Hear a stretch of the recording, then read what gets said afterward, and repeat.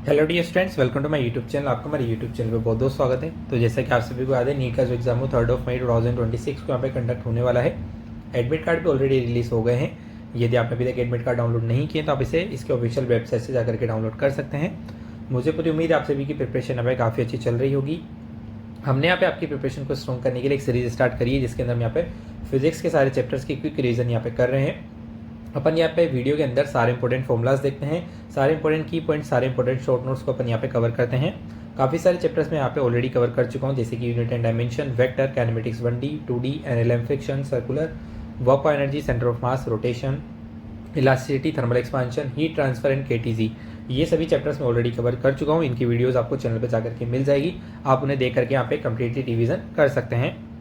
आज अपन यहाँ पे सीरीज का नेक्स्ट पार्ट करने वाले हैं, जिसके अंदर अपन यहाँ पे थर्मोडायनेमिक्स वाला पार्ट यहाँ पे कवर करेंगे। बस वीडियो को शुरू से लेकर एंड तक देखिए, आपको कंप्लीट चैप्टर का यहाँ पे रिवीजन हो जाएगा।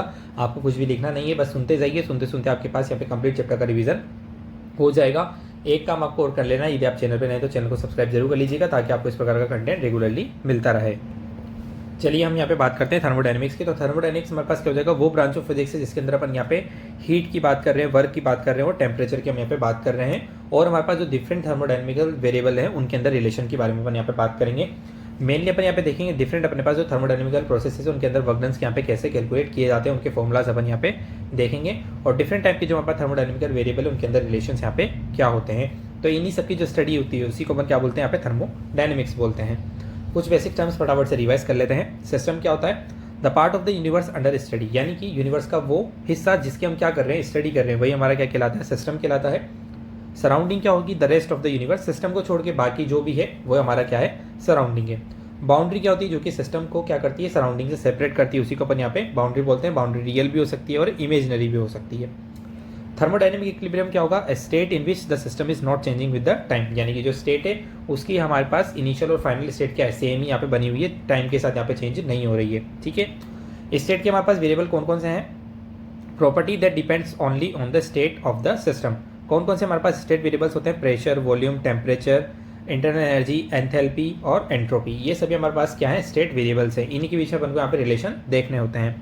पाथ फंक्शन हमारे पास क्या होता है, वे स्टेट वेरिएबल जो कि यहाँ पे क्या करेंगे, पाथ पे डिपेंड करेंगे। ठीक है ना। वे क्वांटिटीज जो कि किस पे डिपेंड कर रही है, पाथ पे डिपेंड करती है, उनको अपन क्या बोलते हैं, पाथ फंक्शन बोलते हैं। जैसे कि हमारी हीट हो गई और वर्क डन हो गया, ये दोनों ही क्या करते हैं, पाथ पे डिपेंड करते हैं। देन हमारे पास आता है पॉइंट फंक्शन, जो कि हमारे पास इनिशियल और फाइनल स्टेट पर ही डिपेंड करते हैं, उनको अपन यहाँ पे क्या बोलते हैं, पॉइंट फंक्शन बोलते हैं। जैसे कि आपकी internal energy, change in enthalpy हो गया, और आपके पास क्या हो गया, चेंज इन एंट्रोपी हो गया। यहाँ पे आप डेल्टा एच लिख सकते हैं। ठीक है। चलिए नेक्स्ट हम यहाँ पे बात करते हैं थर्मोडायनेमिकल सिस्टम्स के बारे में। हमारे पास सिस्टम कितने प्रकार के होते हैं उनको देखते हैं। सबसे पहले हमारे पास आता है ओपन सिस्टम। तो ओपन सिस्टम वो होगा जिसके अंदर यहाँ पे मास और एक्सचेंज दोनों का जो यहाँ पे एक्सचेंज है वो अलाउड होगा सराउंडिंग के साथ। क्लोज सिस्टम क्या होगा, जिसके अंदर यहाँ पे एक्सचेंज ऑफ एनर्जी तो अलाउड है, लेकिन मास का एक्सचेंज यहाँ पे अलाउड नहीं है। आइसोलेटेड सिस्टम क्या होगा, जिसके अंदर यहाँ पे मास और एनर्जी दोनों का एक्सचेंज यहाँ पे अलाउड नहीं है। हम यहाँ पे ओपन सिस्टम का एग्जांपल देते हैं, जैसे कि आप बीकर के अंदर वाटर को यहाँ पे बॉईल कर रहे हैं, तो वहाँ पे मास और जो एनर्जी दोनों ट्रांसफर हो सकते हैं। सेकेंड हम यहाँ पे बात करते हैं क्लोज सिस्टम की। तो क्लोज सिस्टम जैसे कि मान लेते हैं गैस हमने यहाँ पे फिल कर दी सिलेंडर के अंदर, जिसका जो पिस्टन है वो क्या है, यहाँ पे मूवेबल है। ठीक है। तो इसमें यहाँ पे एनर्जी तो ट्रांसफरेबल हो सकती है, लेकिन मास यहाँ पे ट्रांसफरेबल नहीं होता है। नेक्स्ट हमारे पास होता है थर्मोप्लास्ट, जिसके अंदर हमारे पास ना तो एनर्जी ट्रांसफर होगी ना ही मास ट्रांसफर होगा। ये क्या होता है, हमारे पास आइसोलेटेड होता है आइडियली हम यहाँ पे बात करें तो। ठीक है। चलिए सबसे पहले अपन यहाँ पे देखते हैं जीरोथ लॉ ऑफ थर्मोडायनेमिक्स। तो जीरोथ लॉ ऑफ थर्मोडायनेमिक्स हमको क्या बताता है, ये हमको बताता है if two systems are separately in thermal equilibrium with a third system then they are in thermal equilibrium with each other. आपने इसको इस प्रकार पढ़ा होगा, यदि हमारे पास तीन सिस्टम है ए, बी और सी। ठीक है। और यदि हम यहाँ पे बोलें कि ए जो है थर्मल इक्विलिब्रियम है बी के साथ, सी जो है थर्मल इक्विलिब्रियम है बी के साथ, तो ए और बी भी क्या होंगे, थर्मल इक्विलिब्रियम में यहाँ पे होंगे। और यदि यहाँ पे दो सिस्टम थर्मल इक्विलिब्रियम में, इसका मतलब है दोनों का टेम्परेचर यहाँ पे क्या होगा, सेम होगा। तो जो हमारा जीरोथ ऑफ थर्मोडायनेमिक्स है ये किसको डिफाइन करता है, टेम्परेचर को यहाँ पे डिफाइन ये करता है। ठीक है। एस्टैब्लिशेस कंसेप्ट ऑफ टेम्परेचर, जो हमारा जीरोथ ऑफ थर्मोडायनेमिक्स है वो किसको डिफाइन करता है, टेम्परेचर को डिफाइन करता है।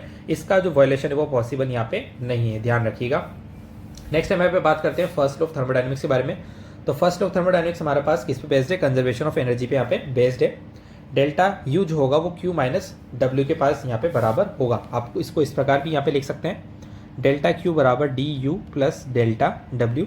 हम वर्क डन और जो हमारे पास हीट होती है इनके लिए डेल्टा यूज़ करते हैं, और जो हमारे पास इंटरनल एनर्जी होती है उसके लिए डी यूज़ कर सकते हैं, या फिर आप इसको इस प्रकार भी यहाँ पे लिख सकते हैं, क्योंकि यहाँ पे हमारे पास जो हीट है वो तो क्या है, पाथ फंक्शन है, वर्क डन भी क्या है, पाथ फंक्शन है, लेकिन जो चेंज इन इंटरनल एनर्जी वो क्या है, यहाँ पर एक पॉइंट फंक्शन है। ओके, तो तीनों क्वांटिटीज मैं आपको बता देता हूँ क्या क्या हमारे पास है। डेल्टा यू हमारे पास है change in internal energy, Q हमारे पास है heat supply to the system, W हमारे पास है work done by the system. अब यहाँ पे कुछ साइन कन्वेंशन आप सभी लोगों को यहाँ पे याद रखने होते हैं। हमारे पास heat supplied by the system जो होगी वो क्या होगी, यदि हमारे पास क्यू ग्रेटर देन 0 आ रहा है, यदि कि हमारे पास change in heat greater than 0 है, तो यानी कि हीट क्या होगा, supplied by heat supplied to the system यहाँ पे होगा। ठीक है, यदि हमारे पास क्यू लेस देन 0 आ रहा है, ठीक है, यदि हमारे पास क्यू ग्रेटर देन 0 आ रहा है तो क्या होगा, heat supply to the system होगा, यानी कि सिस्टम को हीट दी गई होगी। यदि क्यू लेस देन 0 आ रहा है तो heat remove from the system होगा, यानी कि सिस्टम से हीट ली गई होगी। यदि वर्क डन ग्रेटर देन 0 है तो वर्क डन क्या होगा, बाय द सिस्टम होगा। यदि वर्क डन यहाँ पे नेगेटिव आ रहा है तो work done on the system यहाँ पे होगा। ये साइन कन्वेंशन आपको यहाँ पे याद रखने हैं। मैं एक बार फटाफट से दोबारा बताता हूँ। यदि यहाँ पे क्यू ग्रेटर देन 0 है तो heat supply to the system होगी। यदि क्यू लेस देन 0 है तो यहाँ पे heat supplied from the system होगी। यदि वर्क डन पॉजिटिव है तो work done by the system होगा, और वर्क डन यदि नेगेटिव है तो work done on the system यहाँ पे होगा। वर्क डन हम डिफाइन करते हैं।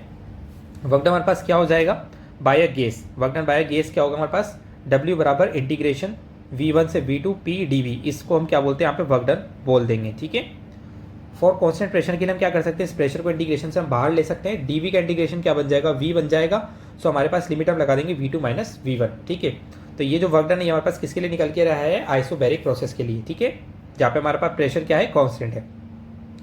On the system work done क्या होगा, ये तो क्या था, work done by the system था। ऑन द सिस्टम यदि हम बात करेंगे तो हमें यहाँ पे सिर्फ एक माइनस साइन लगा देना है, क्योंकि work done on the system क्या हो जाता है, वर्क डन यहाँ पे लेस देन 0 हो जाता है, नेगेटिव हो जाता है। Work done by the system यहाँ पे क्या होता है, पॉजिटिव होता है। ओके, चलिए टाइप ऑफ थर्मोडायनेमिकल प्रोसेस, इसके बारे में यहाँ पे बात करते हैं। कौन कौन सी प्रोसेस हमारे पास होती है, जैसे कि हमारे पास डिफरेंट टाइप की प्रोसेस होती है। जैसे कि फर्स्ट हम यदि यहाँ पे बात करें आइसोथर्मल प्रोसेस, तो इसके अंदर हमारे पास क्या होगा, टेम्परेचर कॉन्स्टेंट होगा। सेकेंड है एडियाबैटिक प्रोसेस, इसके लिए हमारे पास क्या होता है, क्यू हमारे पास क्या होता है, 0 होता है, यानी कि हीट एक्सचेंज क्या होता है, 0 होता है। इसकी प्रोसेस इक्वेशन हमारे पास होती है पीवी की power gamma is equal to constant. ठीक है, जो कि अभी आगे भी आ जाएगी।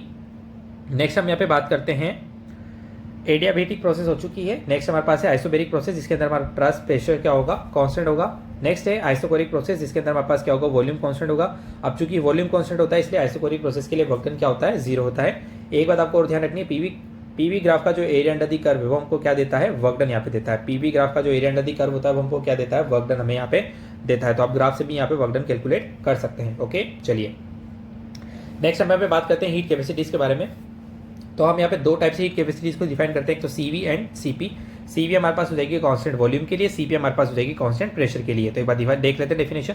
Molar heat capacity at constant volume, heat required to raise the temperature 1 mole of gas by 1 kelvin at constant volume. Constant volume पे हम जिसको डिफाइन करेंगे हमारे पास क्या हो जाएगी, heat capacity at constant volume हो जाएगी, जिसको आप CV से यहाँ पे डिनोट करते हैं। तो CV हमारे पास क्या हो जाएगी, dQ/dt एट कांस्टेंट वॉल्यूम। ठीक है, CP हमारे पास क्या हो जाएगी, dQ/dt एट कांस्टेंट प्रेशर। ठीक है, और इन दोनों के बीच में जो रिलेशन होता है CP माइनस CV बराबर R, जिसको हम यहाँ पे मेयर रिलेशन भी बोलते हैं। ठीक है, ये आप सभी लोगों को यहाँ पे ध्यान रखना है। CP माइनस CV क्या होता है, R के बराबर होता है। ओके, चलिए एक दो बातें मैं आपको और बता देता हूँ। यहाँ पे हमारे पास जो CV होगा वो क्या होता है, F/2R होता है, और हमारे पास जो CP होता है वो F/2 + 1 × R होता है। ठीक है, और जो CP/CV है उनका रेशियो हमारे पास क्या होता है, गामा होता है। ये भी मैं आपको बता देता हूँ, यहीं पे गामा जो होगा वो CP/CV होगा। ठीक है, बाकी आप इनको डिवाइड करके यहाँ पे गामा और जो डिग्री ऑफ फ्रीडम है इसके अंदर भी आप यहाँ पे रिलेशन निकाल सकते हैं, वो भी आपको यहाँ पे याद होना चाहिए। ठीक है, चलिए नेक्स्ट हम बात करते हैं यहाँ पे इंटरनल एनर्जी के बारे में। तो इंटरनल एनर्जी हमारे पास क्या हो जाएगी, U बराबर NCV/dt। इसी को अपन क्या बोल देते हैं, यहाँ पे इंटरनल एनर्जी बोल देते हैं। यदि हम चेंज इन इंटरनल एनर्जी पे डिफाइन करें तो क्या हो जाएगी, डेल्टा U बराबर NCV/dt। ठीक है, ये फॉर्म आप सभी लोगों को यहाँ पे याद रखनी है। चलिए नेक्स्ट हम यहाँ पे बात करते हैं एंथैल्पी के बारे में।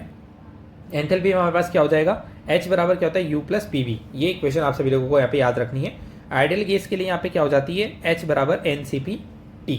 ओके, यदि इसमें चेंज देखना है तो डेल्टा H हमारे पास किसके बराबर हो जाएगा, NCP/ΔT के यहाँ पे बराबर हो जाएगा। ठीक है, चलिए तो ये सभी क्वांटिटीज आप सभी को यहाँ पे ध्यान रखनी चाहिए। फटाफट से मैंने इनके फॉर्मूलेज आप सभी को यहाँ पे रिवाइज करवा दिए हैं। ओके, इंटरनल एनर्जी मैं आपको बता चुका हूँ, इनिशियल और फाइनल स्टेट में यहाँ पे डिपेंड करता है। ओके, चलिए नेक्स्ट हम यहाँ पे देखते हैं आइडियल गैस इक्वेशन क्या होती है हमारे पास। PV बराबर NRT, P यहाँ पे क्या प्रेशर है, V वॉल्यूम है, N यहाँ पे नंबर ऑफ मोल है, R यहाँ पे गैस कांस्टेंट है, T यहाँ पे क्या है, एब्सोल्यूट टेम्परेचर है। ओके, आर की वैल्यू यहाँ पे ध्यान रखिएगा, आर की वैल्यू क्या होती है 8.314 joule mole inverse kelvin inverse, या फिर इसको आप 25/3 लेकर भी सोल्व कर सकते हैं। ओके, चलिए नेक्स्ट हम यहाँ पे देखते हैं कि हमारे पास जो डिफरेंट थर्मोडायनेमिकल प्रोसेसेस है उनके अंदर हमारे पास जो वर्क डन है वो यहाँ पे क्या आता है, सारे वेरिएबल अपन यहाँ पे देख लेंगे। आइसोथर्मल के अंदर हमारे पास क्या टेम्परेचर कांस्टेंट है, इसके लिए जो यहाँ पे वर्क डन का फॉर्मूला आता है वो हमारे पास आता है nRT ln V2/V1। आप इसको प्रेशर की फॉर्म में भी यहाँ पे चेंज कर सकते हैं, क्योंकि हमारे को PV बराबर nRT से यदि हमारा जो टेम्परेचर है वो यदि कांस्टेंट हो तो जो PV होता है वो कांस्टेंट होता है, और यदि PV कांस्टेंट होगा तो हम लिख सकते हैं यहाँ पे P1V1 बराबर P2V2। तो यहाँ से आप V2/V1 का रेशियो भी निकाल करके इसको प्रेशर की फॉर्म में भी आप यहाँ पे लिख सकते हैं। ठीक है, हमारे पास जो आइसोथर्मल प्रोसेस है उसके लिए हमारे पास चेंज इन इंटरनल एनर्जी क्या होता है, जीरो यहाँ पे होता है। ये बात ध्यान रखते हैं आप सभी लोगों को, आइसोथर्मल प्रोसेस के लिए चेंज इन इंटरनल एनर्जी क्या होगा, जीरो होगा, क्योंकि आप यहाँ पे देख सकते हैं डेल्टा टी का फंक्शन बन रहा है। तो यदि हमारे पास आइसोथर्मल प्रोसेस होगी तो टेम्परेचर में चेंज नहीं होगा, यानी कि ये टर्म क्या हो जाएगी यहाँ पे जीरो हो जाती है। So by first law of thermodynamics से हमारे पास यदि ये जीरो है तो क्यू किसके बराबर हो जाएगी, डब्ल्यू के ही बराबर यहाँ पे हो जाएगी। ठीक है, तो हीट हमारे पास डब्ल्यू के बराबर होती है, डेल्टा यू हमारे पास क्या होता है, जीरो होता है आइसोथर्मल प्रोसेस के लिए। नेक्स्ट मैं यहाँ पे बात करता हूँ एडियाबेटिक प्रोसेस। तो एडियाबेटिक प्रोसेस के लिए क्यू हमारे पास जीरो है, इसके लिए जो हमारे पास वर्क डन आता है वो आता है P1V1 minus P2V2 divide by gamma minus 1। ठीक है, या फिर इसके आप ये फॉर्म भी ध्यान रख सकते हैं NR delta T upon gamma minus 1। Okay, चलिए एडियाबेटिक प्रोसेस के लिए क्यू तो यहाँ पे जीरो ही है, तो हमारे पास जो यहाँ पे चेंज इन इंटरनल एनर्जी वो किसके बराबर हो जाएगी, माइनस ऑफ वर्क डन के यहाँ पे बराबर हो जाएगी, क्योंकि क्यू हमारे पास क्या है, डेल यू प्लस डब्ल्यू है। तो यहाँ पे डेल यू किसके बराबर हो जाएगा, माइनस डब्ल्यू के बराबर हो जाएगा, यदि ये टर्म यहाँ पे जीरो हो जाती है तो। ओके, चलिए नेक्स्ट मैं बात करता हूँ आइसोबैरिक प्रोसेस के लिए। तो इसके लिए देखिए प्रेशर यहाँ पे कांस्टेंट होता है, तो इसके लिए वर्क डन यहाँ पे निकाल भी चुके हैं, क्या होता है PV2 माइनस V1, जो कि हमने यहाँ पे कैलकुलेट कर लिया है। ओके, चलिए इसके लिए हीट कितनी हो जाती है, NCP डेल्टा टी। ओके, और डेल्टा यू तो हमारे पास क्या रहेगा, हमेशा NCV डेल्टा टी ही होता है, ये तो ध्यान रखना। जो चेंज इन एनर्जी वो हमेशा क्या होगा, NCV डेल्टा टी ही होता है। ओके, आइसोकोरिक प्रोसेस के लिए वॉल्यूम कांस्टेंट है, यानी कि वर्क डन क्या होगा, जीरो होगा। हीट भी क्या हो जाएगी, NCV डेल्टा टी, और चेंज इन इंटरनल एनर्जी भी क्या हो जाएगी, NCV डेल्टा टी यहाँ पे हो जाएगी। ठीक है ना, वर्क डन जीरो होता है, तो यहाँ से हम इन दोनों को बराबर यहाँ पे कर सकते हैं। भाई क्यू क्या है हमारे पास, डेल यू प्लस डब्ल्यू है। अब ये टर्म जीरो है तो ये कितनी होती है, NCV डेल्टा टी, सॉरी ये N है, तो ये डेल यू के बराबर ही यहाँ पे हो जाएगी। ओके, चलिए गामा में डिफाइन कर ही चुका हूँ, CV/CV यहाँ पे होगा, जिसको हम एडियाबेटिक रेशियो या फिर एडियाबेटिक इंडेक्स यहाँ पे बोल देते हैं। ओके, चलिए हमारी जो एडियाबेटिक प्रोसेस है उसके लिए मैं यहाँ पे प्रोसेस इक्वेशन आपको बता देता हूँ क्या होती है। PV की पावर गामा कांस्टेंट होती है, यदि टेम्परेचर वॉल्यूम में बात करें तो क्या होगा, TB की पावर गामा माइनस 1 कांस्टेंट। यदि टेम्परेचर और प्रेशर होगा तो इक्वेशन बन जाएगी TP की power 1 minus gamma upon gamma is equal to constant. Okay, work done हम देख ही चुके हैं, P1V1 minus P2V2 divide by gamma minus 1। हो सकता है आपको ये भी देखने को मिल जाए P2V2 minus P1V1 upon 1 minus gamma, तो कोई घबराने की जरूरत नहीं है, माइनस कॉमन लेके आप ऐसा लिख सकते हैं। चेंज इन एनर्जी क्या हो जाएगी, NCV डेल्टा टी हो जाएगी, जो कि माइनस ऑफ वर्क डन के बराबर होगी एडियाबेटिक प्रोसेस के लिए। ओके, चलिए नेक्स्ट हम यहाँ पे बात करते हैं सेकंड ऑफ थर्मोडायनेमिक्स के बारे में। तो सेकंड ऑफ थर्मोडायनेमिक्स के अंदर में यहाँ पे इसके स्टेटमेंट देखते हैं। ठीक है, एक तो केल्विन प्लांक आता है, एक आपके पास क्लोसियस का स्टेटमेंट आता है, तो फटाफट से सारे स्टेटमेंट्स अपन इसके देख लेते हैं। Heat can not of itself flow from colder body to hotter body, यानी कि आप किसी लो टेम्परेचर बॉडी से हाई टेम्परेचर बॉडी की तरफ हीट का ट्रांसफर नहीं कर सकते जब तक कि आपको एक्सटर्नल यहाँ पे वर्क डन नहीं कर देते। अपने आप यहाँ पे कोल्ड बॉडी से हॉटर बॉडी की तरफ हीट का ट्रांसफर नहीं होगा। No heat engine can have 100% efficiency, ऐसा ही हीट इंजन बनाना इम्पॉसिबल है जिसकी एफिशिएंसी क्या हो, 100% हो।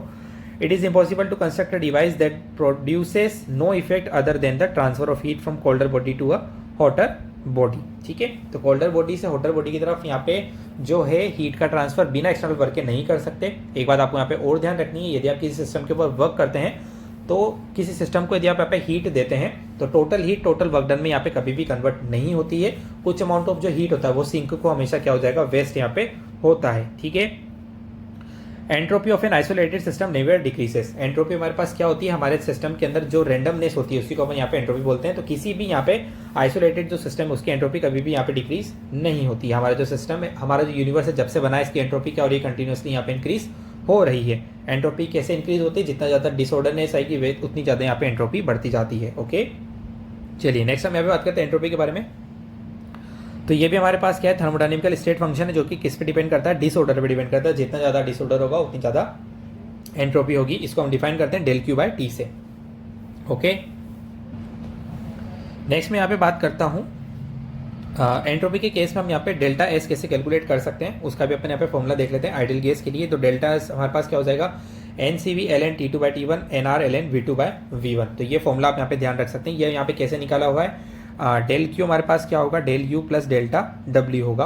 तो उससे हमने यहाँ पे डेल्टा एस निकाल लिया है डेल्टा क्यू को टी से डिवाइड करके। तो ये फॉर्मूला सभी लोगों को यहाँ पे ध्यान रखना है, ठीक है। आइसोथर्मल प्रोसेस के लिए हमारे पास क्या हो जाएगा भाई, ये टर्म जो हो जाएगी जीरो हो जाएगी, तो सिर्फ ये बच जाएगा NRln V2/V1, ठीक है। तो दोनों फॉर्मूले आपको ध्यान रखने एंट्रोपी के केस में।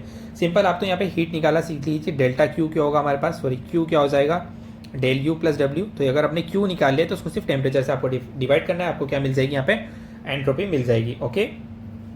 एक आपको क्लोजेस्ट इनइक्वालिटी यहाँ पे ध्यान रखनी, हो सकता है आपसे डायरेक्ट यहाँ पे सिर्फ ये रिलेशन पूछ ले। तो close integral of del Q by T होता है वो हमेशा less than equal to zero होता है। हमारे पास जो रिवर्सिबल साइकिल प्रोसेस होगी उसके लिए यहाँ पे चेंज इन एंट्रोपी क्या होगा, जीरो होगा। यदि इरिवर्सिबल प्रोसेस है तो उसके लिए चेंज इन एंट्रोपी क्या होगा, लेस देन यहाँ पे जीरो होगा, ओके। ये जो इनइक्वालिटी है वो क्या होगी यहाँ पे, लेस देन जीरो होगी। ये बात आपको ध्यान रखनी है। रिवर्सिबल प्रोसेस के लिए तो क्या होती है, जीरो होती है, और इरिवर्सिबल प्रोसेस के लिए ये जो क्वांटिटी वो क्या होगी, लेस देन यहाँ पे जीरो होगी। इस इक्वालिटी को आप डायरेक्ट यहाँ पे ध्यान रख सकते हैं, ओके। नेक्स्ट आपके पास यहाँ पे मैक्सवेल रिलेशंस होते हैं। वैसे तो आई थिंक इनके ऊपर बेस आपके सवाल यहाँ पे कम ही बनते हैं, लेकिन फटाफट से इनको एक बार देख लेते हैं अपन क्या क्या हमारे पास होता है। तो मैक्सवेल ने यहाँ पे 4 थर्मोडायनेमिकल रिलेशन यहाँ पे दिए थे। Del T by del V at constant entropy ये बराबर होता है del P by del S at constant volume. Del T by del P at constant entropy बराबर होता है del V by del S at constant pressure. Del T by del V at constant pressure बराबर होता है del P by del T at constant volume. Del S by del V at constant temperature बराबर होता है del P by del T at constant volume. आप चाहें तो इनको एज इट इज याद रख सकते हैं, नहीं याद होते हैं तो लोड लेने की जरूरत नहीं है, ओके। नेक्स्ट हम यहाँ पे बात करते हैं कुछ थर्मोडायनेमिकल पोटेंशियल के बारे में। आई थिंक इनमें से आपके पास 2 ही आपके यहाँ पे क्या होंगे, सिलेबस में होंगे। एंथैल्पी आप लोग यहाँ पे ध्यान रख लीजिए, ठीक है। बाकी शायद आप गिब्स फ्री एनर्जी वगैरह ये जो है ये आप केमिस्ट्री के अंदर यहाँ पे पढ़ लेते हैं, ओके। एंथैल्पी आप यहाँ पे याद रख सकते हैं, एच क्या होता है, यू प्लस पी वी यहाँ पे होता है, ओके। बाकी गिब्स फ्री एनर्जी हो गया, और जो आपकी हेल्महोल्ट्ज फ्री एनर्जी है ये आप आई थिंक मेरे हिसाब से केमिस्ट्री के अंदर यहाँ पे इनको पढ़ लेते हैं, ओके। फिजिक्स में इनका यूज इतना ज़्यादा नहीं आता, यहाँ पे बेस्ट सवाल इतने ज़्यादा नहीं पूछे जाते। नेक्स्ट मैं यहाँ पे बात करता हूँ कार्नोट साइकिल के बारे में, जो कि हमारा कैसा इंजन है, आइडियल इंजन इसको माना गया है, ठीक है। इसमें हमारे पास 4 यहाँ पे प्रोसेस होती है। 1 से 2 तक की जो प्रोसेस है वो क्या होती है, आइसोथर्मल एक्सपांशन। 2 से 3 वाली होती है एडियाबेटिक एक्सपांशन। 3 से 4 होता है आइसोथर्मल कंप्रेशन, और 4 से 1 हमारे पास होता है एडियाबेटिक कंप्रेशन। 4 इसमें थर्मोडायनेमिकल प्रोसेस होती है। यहाँ पे जो एफिशिएंसी है वो आपको ध्यान रखनी है। ईटा हमारे पास होता है 1 minus temperature of colder body divide by temperature of hotter body. इसको आप ईटा बराबर 1 माइनस T2 बाई T1 भी याद रख सकते, जहाँ पे T2 क्या है, टेम्परेचर ऑफ सिंक है, T1 यहाँ पे टेम्परेचर ऑफ सोर्स है, ओके। चलिए नेक्स्ट हम यहाँ पे बात करते हैं हीट इंजन और रेफ्रिजरेटर के बारे में, ओके। तो हीट इंजन हमारे पास क्या होगा, takes heat QH from the source, reject heat QC to the sink, ठीक है ना। सोर्स से वो हीट लेता है और उसको किसको रिजेक्ट कर देता है, सिंक को रिजेक्ट कर देता है, ठीक है। तो हमारे पास जो वर्क डन हो जाएगा वो दोनों की हीट का जो डिफरेंस है वही हमारे पास क्या हो जाएगा, वर्क डन के बराबर हो जाएगा। जैसे कि मैंने आपको बताया भी था, यदि सोर्स से टोटल कोई अमाउंट ऑफ हीट हम यदि लेते हैं तो वो कंप्लीट हीट कंप्लीट यहाँ पे वर्क डन में कन्वर्ट नहीं होती है। कुछ अमाउंट ऑफ जो हीट होता है वो सिंक को हमेशा क्या होता है, ट्रांसफर यहाँ पे होता है। यहाँ पे इसकी एफिशिएंसी क्या हो जाएगी, work done upon heat supplied. तो वर्क डन हमारे पास W हो गया, हीट सप्लाइड क्या है, QH है यहाँ पे। तो इसका फॉर्मूला आप यहाँ पे याद रख सकते हैं इसकी एफिशिएंसी का, ठीक है। ये हमारे पास क्या हो गया, हीट इंजन हो गया। चलिए नेक्स्ट अपने यहाँ पे बात करते हैं रेफ्रिजरेटर और हीट पंप के बारे में। दोनों के अंदर यहाँ पे थर्मोडायनेमिकल प्रिंसिपल यहाँ पे सेम रहता है। जो हीट है QC जो है वो यहाँ पे कोल्ड रिजर्वर से एक्सट्रैक्ट की जाती है, और जो हमारा हॉट रिजर्वर होता है उसको यहाँ पे ट्रांसफर की जाती है। यहाँ पे जो एरोज है इनको अपन थोड़ा सा यहाँ पे करेक्ट कर लेते हैं। एरो जो होगा इसका अपवर्ड होगा, ठीक है, और इसका एरो भी इधर की तरफ होगा, क्योंकि यहाँ पे वर्क किया जाएगा, वर्क हमको यहाँ पे करना पड़ेगा एक्सटर्नली। तो इसका एरो भी इस तरफ होगा, और यहाँ पे जो हीट होती है वो एक्सट्रैक्ट यहाँ पे की जाती है कोल्ड रिजर्वर से, और उसको ट्रांसफर किया जाता है हॉट रिजर्वर की तरफ, ओके। तो इनके लिए अपन यहाँ पे कोफिशिएंट ऑफ परफॉर्मेंस डिफाइन करते हैं। जो कोफिशिएंट ऑफ परफॉर्मेंस होता है हमारे पास रेफ्रिजरेटर के लिए वो होता है QC/W होता है, और जो coefficient of performance heat pump के लिए हमारे पास होता है वो होता है QH/W। तो आपको ये फॉर्मूलाज यहाँ पे डायरेक्ट ध्यान रखने हैं, ओके। चलिए तो हमने यहाँ पे कंप्लीट रिवीजन कर लिया थर्मोडायनेमिक्स का। यदि आपको कोई भी डाउट रहता है तो आप कमेंट करके मुझसे यहाँ पे पूछ सकते हैं। All the best for your preparation, thanks for watching, please like subscribe my YouTube channel.